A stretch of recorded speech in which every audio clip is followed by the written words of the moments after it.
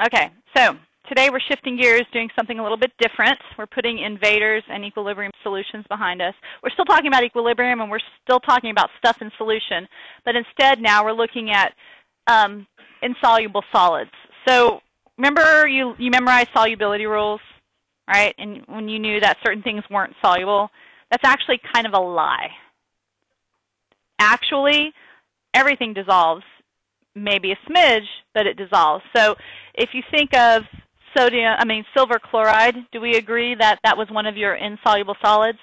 In actuality, a smidge of silver chloride is going to dissolve into ions. So if we have a saturated solution where we have silver chloride precipitate here, an itty bit of it is dissolving and resolidifying in equilibrium.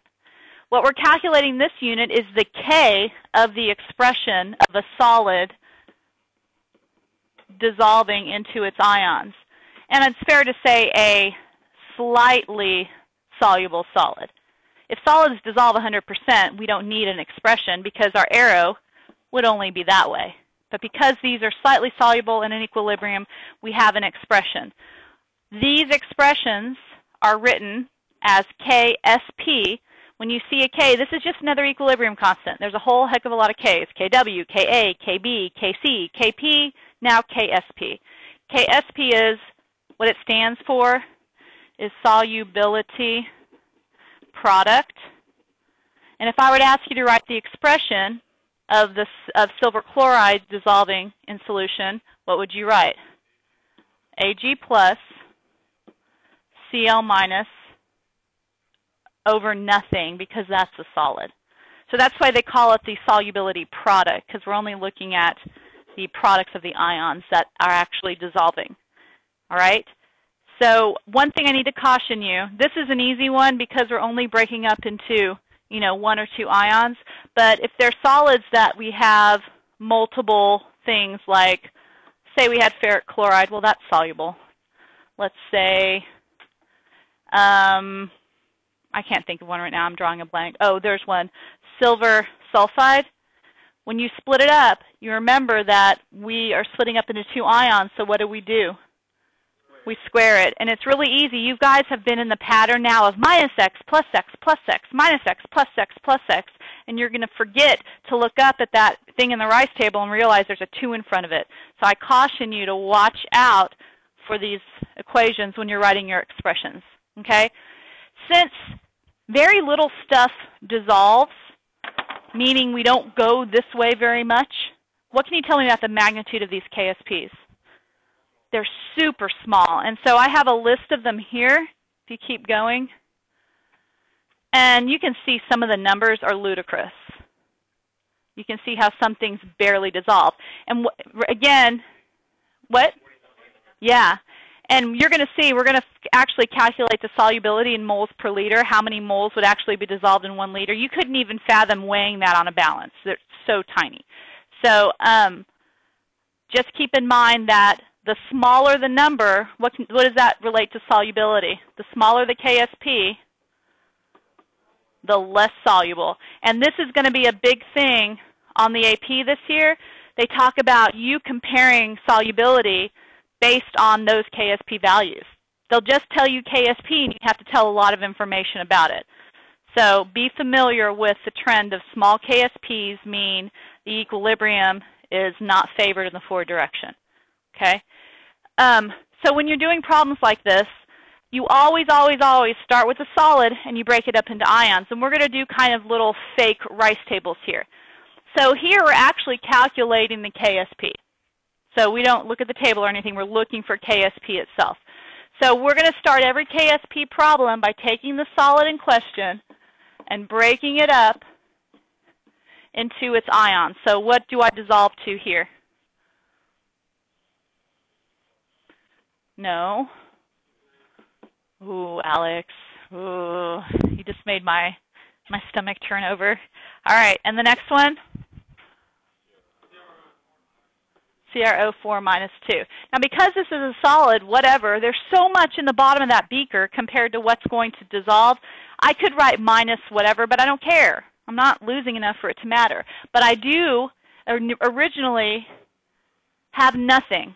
right? Just like I put the solid in at first, nothing happens. And then I'm going to see a shift. A little bit's going to go. I'm going to lose some here, but more importantly, I'm going to gain what? 2x. This is what you got to get out of the habit of. The minus x plus x plus x. Minus x, get rid of that. So here we have 2x and x. So because of this whole 2x thing, I need you to, for sure, write the unsubstituted expression. Because in addition to 2x, we've got to square it as well. Okay? CR04 minus 2 to the first. So if I'm solving for the KSP, I need x, right, in order to plug it in and solve. So where do I get x? Exactly. They say the concentration of that, and that's at equilibrium. Once it's reached a solution level, it's at equilibrium. So this is equal to the concentration of the chromate, which is 5.5 times 10 to the negative fifth, which is x. So I'm going to plug in. Let me just show you this first real quick.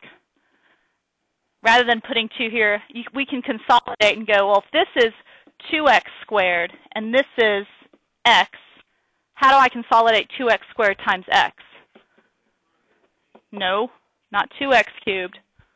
What? Is it? Oh, it is 6. I did 5 last period, but it's fine, whatever. How do I consolidate this? 2x squared times x. I heard someone say 2x cubed. It's not. What is, okay, Algebra 1, 2x squared times x.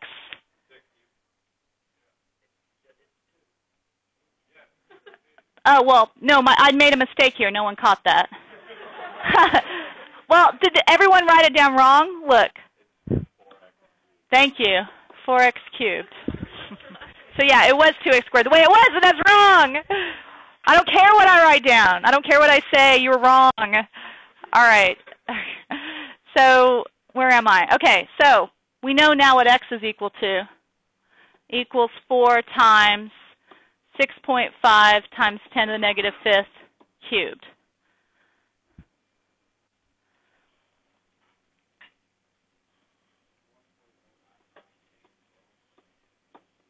So 1.10.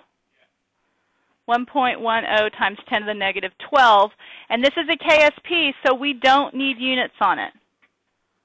And that's an okay thing. All right? So simple enough. Any questions? Let's do this other one. This is something that I wish my high school teacher would have told me, because it would have made my life so much easier. We're dealing with finding the KSP of this guy. So if it's a KSP, we know we're going to immediately take our ion, our solid, and break it into ions. The thing that always scared me, when I saw solubility, I freaked out. I was like, oh my God, I don't understand. What the hell is that? So if I have 0, 0, this is plus x, this is plus x, I know this is x and x. Now the question is, how am I going to find the KSP? They didn't give me a concentration of either of these. All they told me was the solubility of this. What does solubility mean in terms of what's happening? When I say this has a certain solubility, what am I telling you about this? How much dissolves, right? So isn't there kind of a minus x here? Really? We just don't take it into account? So what solubility is telling us how much left. And x is how much shifted. So whenever you see the word solubility, that is x. Anytime. I don't care what form you're looking at. When you see the word solubility, that is going to be your x. Does everyone get that? Because that's how much we have that imaginary minus x thing going on. All right. So we have our minus x. We're not taking into account. It's kind of like this is negligible. And we don't put solids in equilibrium expressions. So we're really not truly ignoring it. We're just mathematically, well, I guess we are. Mathematically, we're ignoring it. Okay, so if I know what x is, I can plug it in here. I have another problem, though, here. Exactly. What do I need to be in my rice table? moles per liter. So I can do a little factor label, little dimensional analysis action here. 7.2 times 10 to the negative 2 grams. I need it to be in moles. So, Chem 1, what's your molar mass? Ooh. How many grams of this silver bromate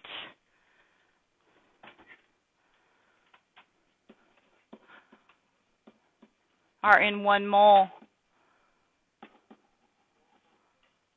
No, it was 200 and something. 235. 235 point. Thank you, Alex and Peter. All right. Just pound it, Peter. Come on, just get it over with. Grams cancel, so we got moles per liter. So this ends up being our X. What is our X? Just stick with 2 sig figs in this problem. 3.1 times 10 to the negative 4. All right, so that's X. So what? Now what do? I have to plug into my expression. My KSP was equal to the silver ion times that bromate, which is equal to X squared, which is equal to 3.1 times 10 to the negative 4th squared. So what is my lovely KSP?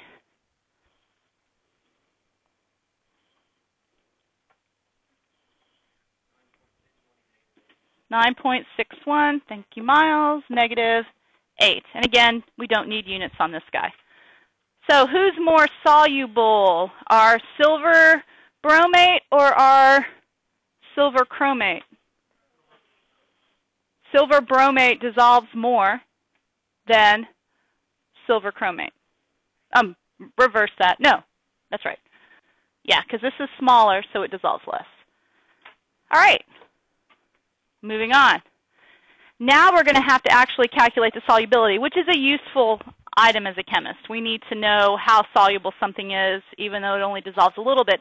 So we're actually going to use the KSP values to do this. If we're solving for solubility, that's how much dissolves. What are we solving for? X. Exactly. So we're going to have to find X in these two cases.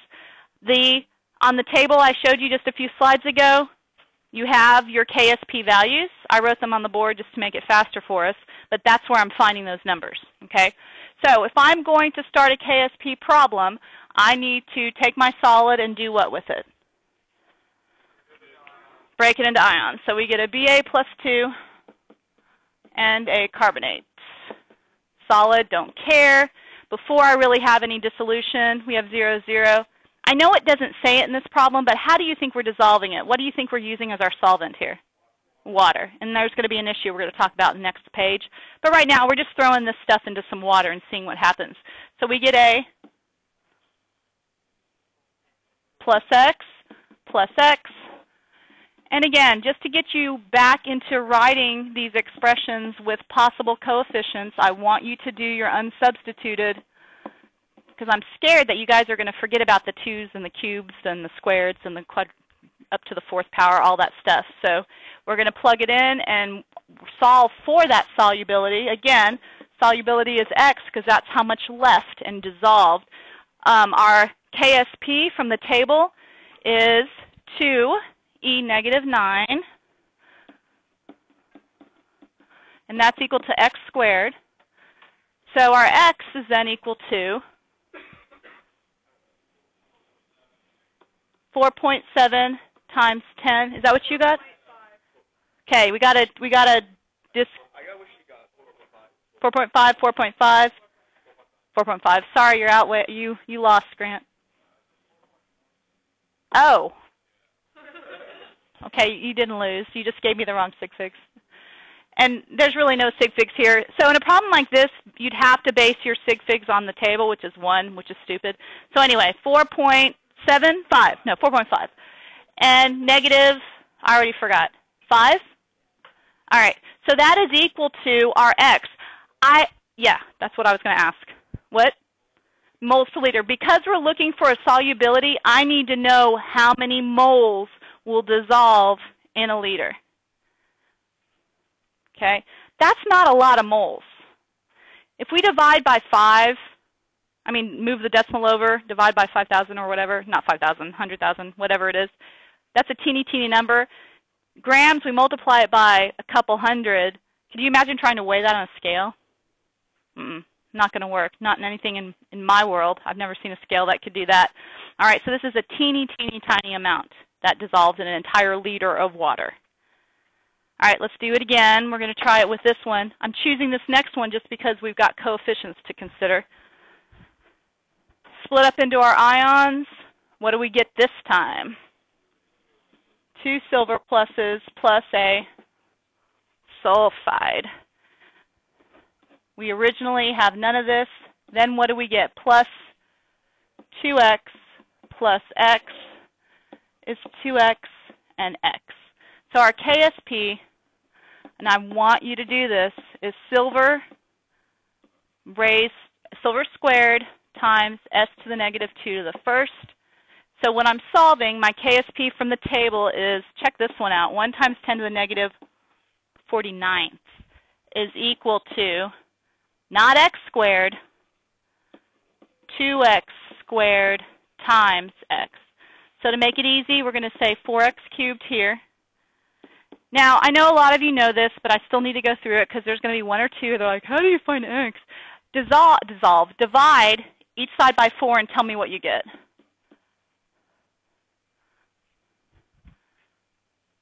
I know it's something to the negative 2.5 e negative 50. Okay, so there's a couple ways. On the calculator, you have, under math, you actually have a cubed root button. You also have a button that looks like this, where you enter whatever the root is, then you hit that button, and then you enter the number. But to me, all that stuff is unnecessary because it takes really a long time. What I do, I enter this in the calculator, and then I caret 1 divided by 3. I do to the third. If I'm taking the 5th root of it, I take it 1 to the 5th. To me, that's just the fastest way to do it. I don't care what you do, though, so do what you want. On the TI-89, trying to get to find that stuff, so x, 2.92 times 10 to the negative 17 moles per liter. Again, got to have units on this one. They don't care, but you don't want to convert it unless you have to. When you're plugging into your KSP expression, you have to plug it in as moles per liter, and it comes out as moles per liter. If they give it to you in grams per liter, you're going to have to convert it to moles per liter anyway. So unless they specify, I would just always do moles per liter. It makes sense for me to see it in grams per liter because I can visualize that, but they usually want it reported in this. They're all moles per liter. Because the fact that we're taking a K expression from a rice table, the fact we're solving from an X in this manner using an equilibrium expression, it either has to be a pressure or it has to be molarity. In this previous problem where we had the grams, you were given grams per liter and you had to plug it into this, so that's why we did the conversion before we plugged it into the expression. Okay? Is everyone good in the hood? All right. Calculate the solubility of barium carbonate again, but this time what are we dissolving it in? Barium nitrate. So instead of dissolving it in water, we're dissolving it in a solution where we already have some, what ion is common? Barium. So what do you think? Do you think more will dissolve or less will dissolve if I'm dissolving it in something that already has some dissolved? Less. So let's see if that's true. Let's mathematically try to prove that. So the only thing different is when you do your rice table, now you're going to have an initial amount of that common ion. It's not going to be 0, 0 this time. So we write our barium carbonate. We have our barium plus 2. All right, let me ask you, how much barium do I have? 0.5, because for every one of these, I have 1 barium ion. So this would be 0.5. What if my subscript on barium were 2, and when it split up, I made 2 barium ions? What would you have to put in the table? 1 molar. You double it. Okay? It's based on the number of the concentration of the ions in the solution you're putting them in. Okay? And then this would be 0. So this is plus x, this is plus x. The good news is, if anything in our whole life has been negligible, this is flippin' negligible. That is so negligible, I kind of don't even want to write it down. It's so negligible. So we're going to do that. And so we get a KSP, again, just for practice. I'm going to write my expression. So the KSP that we use for barium carbonate is 2e negative 9 from the table. We get 0.5 times x. So what do we get for x this time? Ladder? 4 times 10 to the negative 9 moles per liter. So you guys said it would be less soluble. Let's go look back. What was it in water? 4e negative 5. Is it less soluble? Yep.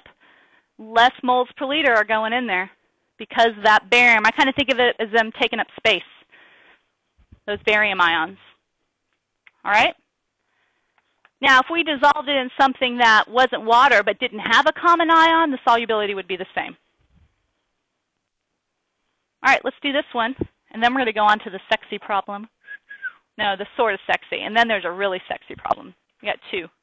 I'm excited about the really sexy problem. It's my favorite of all AP problems. So we're going to take our solid, and what are we going to do with it? Again, we're looking for solubility. So we're going to split it up into ions. This time it's 2 silvers and 1 sulfide. But we're not dissolving it in water. What have we got? And how much silver ion are we contributing? 0.025. I'm glad you didn't say 0.5. I have a lot of people looking at this too and trying to turn it to 0.5. There's a difference. The number we put in this slot is how much is in the beaker or how much is in the flask. This is what's in the flask. For every one of these ions, I have one of these ions. So that's what I put here. This number isn't taken into account until we solve. All right? So just take what's in the flask, put it in your initial spot. And then 0. So we have a plus 2x plus x, 0.025 plus 2x, yay, negligible, and x. So our KSP, which is equal to the silver squared times the sulfide to the first, is 1e negative 49, 0.025 squared times x. It's actually easier to solve when it's common ion. We don't have to do any cubed craziness. Did I mess up? Where?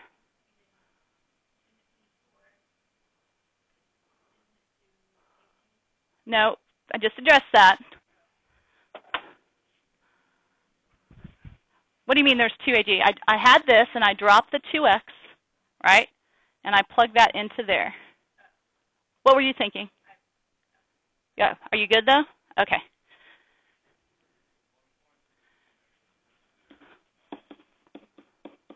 Units. Okay, less soluble than before. What were we before? We were at, oh yeah, 2.92 negative 17. Yeah. Talk about really making it not soluble. I don't even know if that's possible. All right, are you good? Okay. Now we get to the whole point. This is like a powerful problem. After you do this, after I teach you this, you're going to be able to take any two liquids and tell people, hey, when I mix this, I'm going to make a precipitate, not even knowing for sure if it will. That's how much power you're going to have. It is a superpower. You could take any two solutions and predict whether it's going to precipitate or not. I think that's freaking cool. And I have yet to go to a party where I've done that. I kind of want to. So anyway, to do that, the first question I want you to ask yourself is, when I mix these two chemicals, calcium chloride and sodium sulfate, if a precipitate were to happen, what would it be?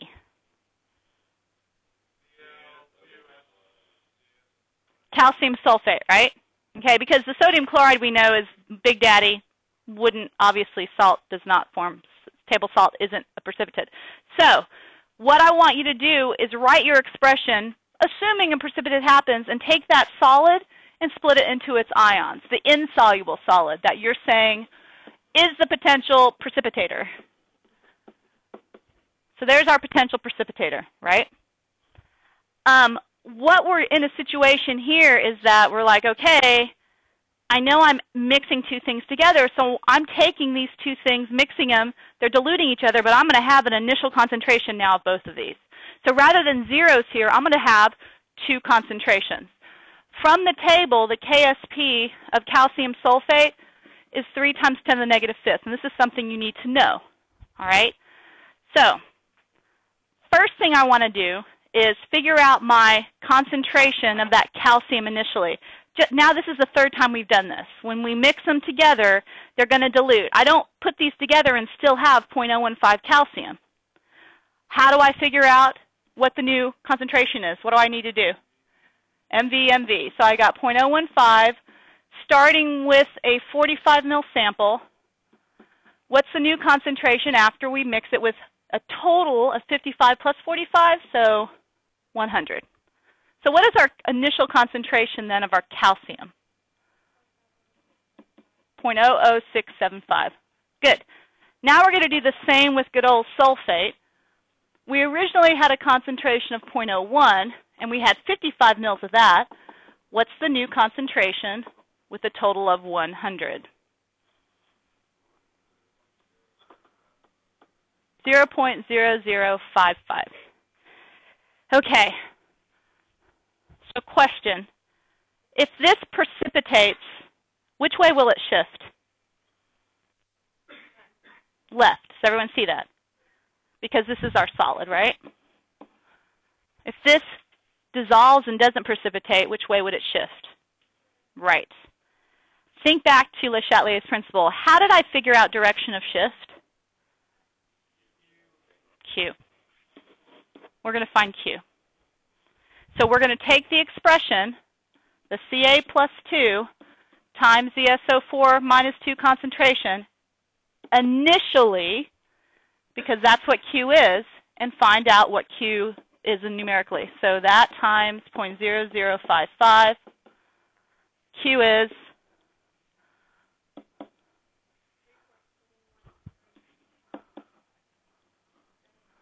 all right, we don't need sig figs for Q. All we need to do, we just need Q to do what? Right, what are we comparing it to? K, right? So we don't need the exact, whatever. So this quickly we can see that Q is what? Q is bigger than K. Remembering that this is products over reactants, Q wants to get smaller now. Do we need more products or more reactants? More reactants. Which way is it going to shift, right or left? Grant. Is it because of R? You saw R? Is that why you said right? No. More reactants to make this numerically smaller, so it's going to shift left. Shifting left, go back up to your equation. Shifting left is making a solid. So the answer, the whole problem, the answer is yes. Will it precipitate? Yes.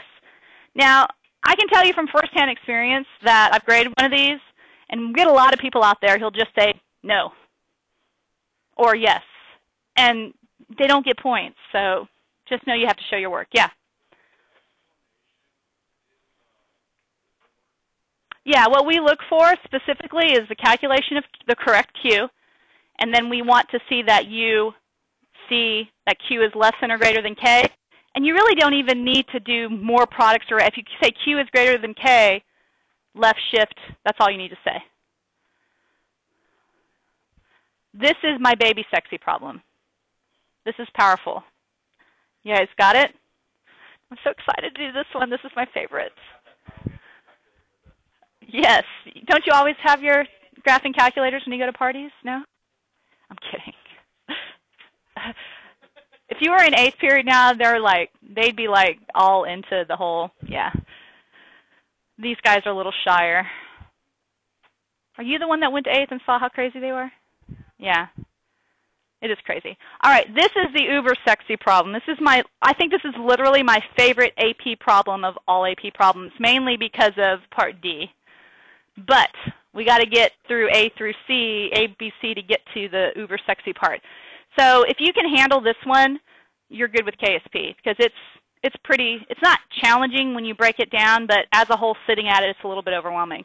So the first question asks you to write the expression for the KSP, and it says to calculate the value of the KSP at 18 degrees Celsius. Again, Ks are temperature dependent, so that 18 degrees Celsius is going to be, the K that we calculate is only good at that temperature. Saturated solution, we know that the concentration of Mg plus 2 is that. That means at equilibrium, that's the concentration of Mg plus 2. So don't freak out. The first thing I want you to do in Part A is write your expression. The KSP is equal to what? Mg plus 2 times F minus squared. So bing, first point. The next part is to find the actual value of KSP. So I'm just going to do my little mini rice table here. You can get to the point with these where maybe, you're straight in your head with the 2's and the exponents. You don't have to write this, but for now, I'm encouraging that you write these. So plus x plus 2x, we get 0, x and 2x. Okay. So if we're going to substitute in to find K substitute this stuff into the expression, we need X, don't we? Well, that's what this is. They're saying the concentration of this Mg plus 2 is 1.21 times 10 to the negative third, so that's equal to X. Rather than going this is X and multiply that by 2 and then plugging it in separately, I like to do that whole plug in my X's here first. 2x squared, and then consolidating it. I think it makes the math a little bit easier.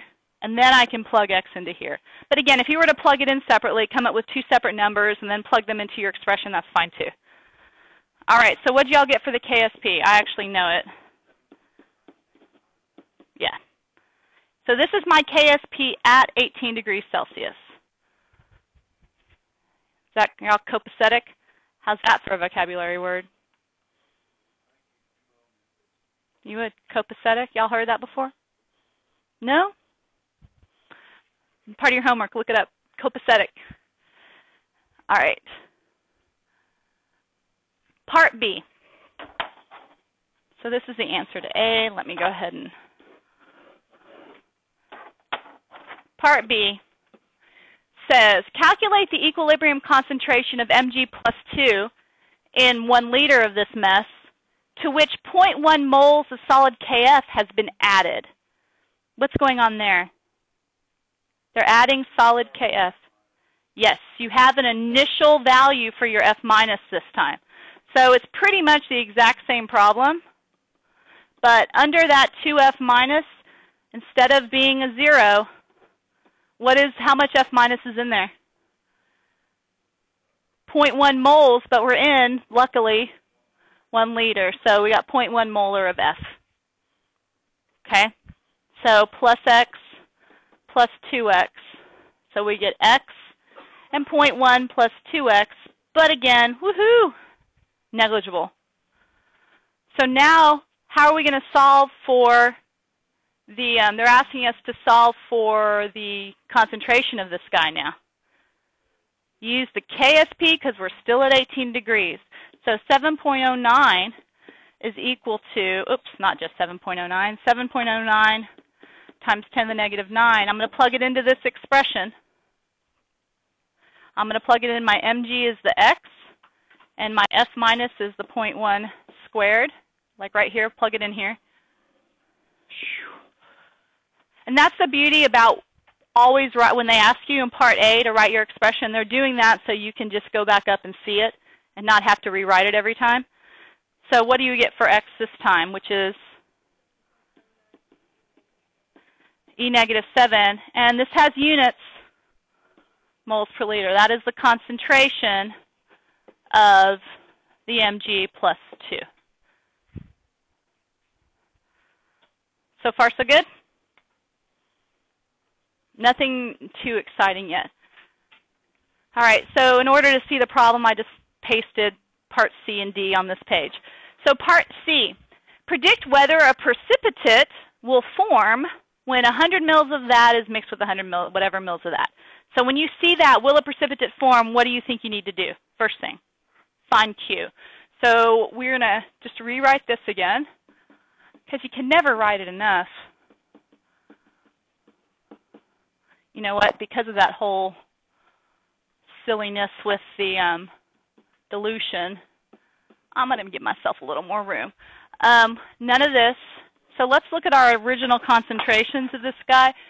We have of M, let's see, 100 mils of 3E-3 molar magnesium nitrate. So that's this guy, 100 mils of 3 times 10 to negative 3 molar is equal to what molarity? What is our total volume? 300. So the molarity of magnesium plus 2 is what? 1 times 10 to the negative third. All right, let's do our S minus. We have an original concentration of 2 times 10 to the negative third. We have 200 mils of it. What's our molarity when we have a total of 300? 1.3 E negative 3. Okay. We know from the previous problem that the KSP is 7.09 times 10 to the negative 7th, correct? What do we need to find to determine whether a precipitate's going to form? Q, whether or not we shift. Q then is going to be equal to, be careful because I don't have the expression in front of me, 1 times 10 to the negative third times 1.3 times 10 to the negative third squared. Yeah. It is. It is. I just was trying to do it by heart. Negative 9. Okay. So Q then is equal to, say again?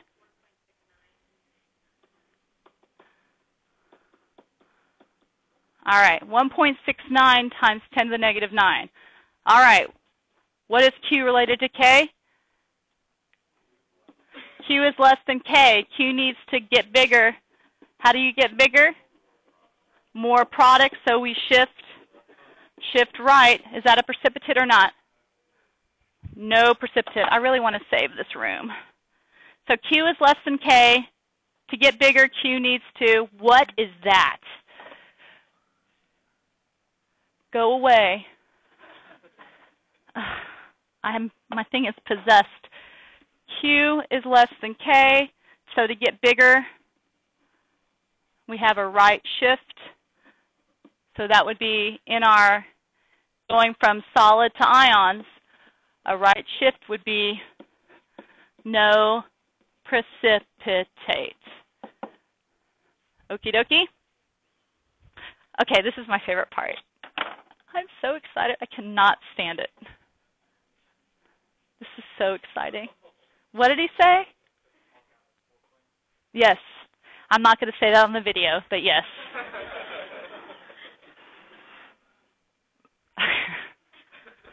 I feel like, am I blushing now? Because that's really bad. All right. Here we go. We knew that our K at 18 degrees, again, was 7.09 times 10 to the negative 9. They are saying, okay, at 27 degrees, they're giving us a new concentration of Mg plus 2. Is the dissolving of MgF2 in water endo or exothermic? This is so amazing, so amazing. So because this is kind of new, I'm not going to expect you know which way to go, so I'm going to go ahead and tell you what I need is a K at 27 in order to compare. So I need a K at 27 degrees. So what I'm going to do now, again, is recalculate a new K. What's different, though, this time? Yeah, the concentration of what? Of Mg2 plus. So I basically have a new X here. So 1.17 times 10 to the negative third. That's a new X. So my KSP, if you think back, it was 4x cubed, right? After we did all the cleaning up. So what is it with the new X?